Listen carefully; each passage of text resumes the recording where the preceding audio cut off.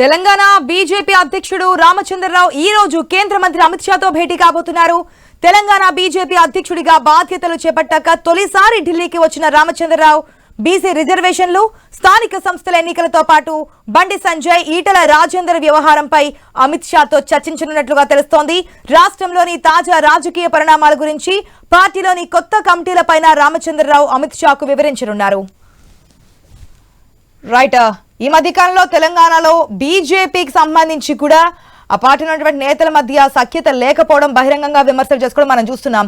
ఈ తరుణంలో బీజేపీకి నూతనంగా అంటే తెలంగాణ బీజేపీకి నూతనంగా ఎన్నికైనటువంటి రాష్ట్ర అధ్యక్షుడు రామచంద్రరావు ఢిల్లీకి వెళ్లడం, అమిత్ షాతో భేటీ అవుతున్నట్టు తెలుస్తోంది. మరి వీటన్నిటికీ కూడా ఫుల్ స్టాప్ పెట్టే ఛాన్సెస్ ఉన్నాయా అనేది ఇప్పుడు వస్తున్నటువంటి ప్రశ్న. అప్డేట్స్ మా ఇంటి శ్రీకాంత్ ద్వారా తెలుసుకుందాం. శ్రీకాంత్, ఎంతవరకు క్లారిటీ వచ్చే అవకాశం ఉందనుకోవచ్చు? గతంలో కూడా రామచంద్రరావు ఢిల్లీ వెళ్లి మాట్లాడి వచ్చిన తర్వాత అధిష్టానం డిసైడ్ చేస్తుంది, అధిష్టానం నిర్ణయిస్తుంది, పాతవారు కొత్తవారిని విభేదాలు ఏమీ లేవు ఇక్కడ అంటూ కూడా ఫుల్ స్టాప్ పెట్టే మాట్లాడారు. కాకపోతే ఇక్కడ ఇద్దరు కూడా బీసీ సామాజిక వర్గానికి చెందినటువంటి నేతలు, స్ట్రాంగ్ ఉన్నటువంటి లీడర్స్ కింద కనిపిస్తోంది. సో అమిత్ షా దగ్గరికి ఈ అంశాన్ని తీసుకెళ్లే ఛాన్స్ ఉందే? అవును, అదే తెలంగాణ నేతలు ఢిల్లీలో కొంచెం బిజీ షెడ్యూల్ గా ఉన్నారన్న విషయం మాత్రం స్పష్టంగా కనిపిస్తోంది. అధికార కాంగ్రెస్ పార్టీకి చెందినటువంటి ముఖ్యమంత్రి రేవంత్ రెడ్డి, అటు డిప్యూటీ సీఎం భట్టి విక్రమార్క కూడా ఢిల్లీ పర్యటనలో ఉన్నారు.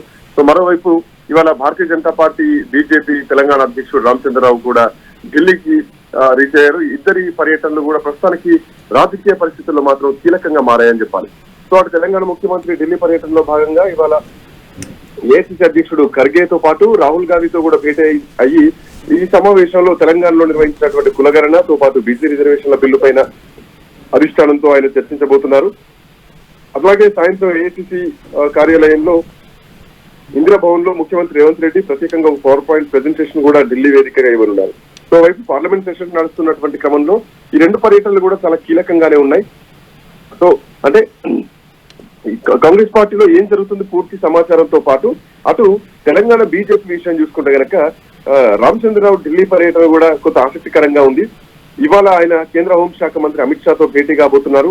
ఇట్లాంటి నేపథ్యంలో తెలంగాణలో బీజేపీ ఎదుర్కొంటున్నటువంటి పరిస్థితులు కానీ, ముఖ్యంగా ఈ మధ్య కాలంలో బండి సంజయ్ అట్లాగే ఈటల రాజేందర్ మధ్య వచ్చినటువంటి విభేదాల నేపథ్యం కానీ, మొన్న రఘునందన్ రావు గాని, నగేష్ గాని, అట్లాగే కొండ విశ్వేశ్వరరెడ్డి గాని, ఈటల రాజేందర్ గాని, ధర్మపురి అరవింద్ గాని, డికే అరుణ గాని, వీళ్ళ కలయికకి సంబంధించి అటు కిషన్ రెడ్డితో పాటు కేంద్ర సహాయ మంత్రి బండి సంజయ్ ఇద్దరు ఈ సమావేశంలో లేకపోవడం, కొండ విశ్వేశ్వరరెడ్డి ఇన్వైట్ చేసినటువంటి ఆ లంచ్ మీటింగ్ లో. సో ఇది కూడా రాజకీయంగా తెలంగాణలో చాలా ప్రకంపనలే పుట్టింది.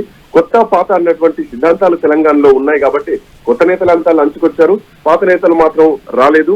సో తెలంగాణలో మా పరిస్థితి ఏమిటి, భవిష్యత్తులో ఇప్పటికీ కమిటీలు నిర్ణయించలేదు, ఎక్కడ నియోజకవర్గానికి ఇన్ఛార్జీలు లేరు, కనీసం అధ్యక్షులు కూడా లేనటువంటి పరిస్థితి ఉంది.